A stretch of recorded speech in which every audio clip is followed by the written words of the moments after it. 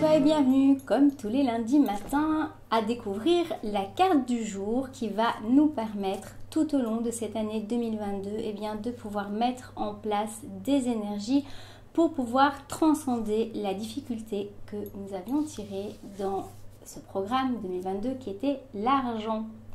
Alors, si tu ne le sais pas, ma spécialité, ma spécialisation, si je peux dire comme ça, c'est d'accompagner les personnes à la sortie de l'emprise sectaire, relationnelle, gouvernementale, capitalisme, enfin tout ce qui fait que on reste dans son cocon et que on pourrait y rester à vita aeternam, sauf si on décide, de prendre notre autonomie. Et bien justement, l'autonomie, c'était la première carte que nous avions tirée. On va faire un petit récapitulatif des cartes.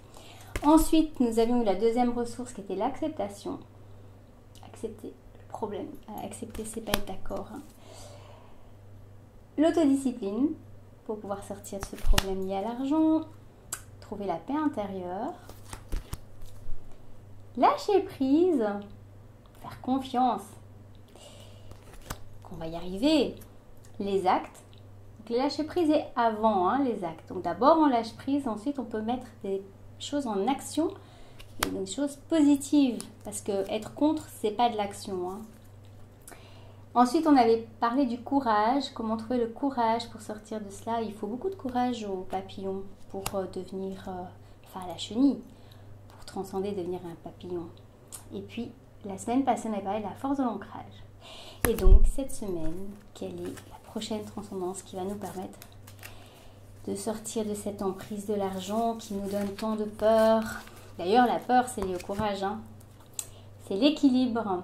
Trouver l'équilibre. L'équilibre, ici, c'est une carte, en fait, au niveau des difficultés, qui est liée à la carte fusion toxique.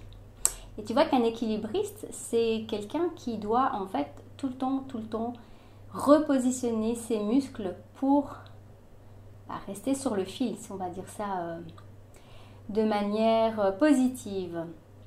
Et donc pour rester sur ce fil, pour rester dans notre équilibre, dans ce qui est comme problème lié à l'argent, c'est une excellente question à se poser. Comment pouvoir trouver notre équilibre dans ce qui nous occupe? Est-ce que c'est d'aller trouver une monnaie alternative, mettre toutes nos énergies là-dedans? Est-ce que c'est d'être dans l'acceptation?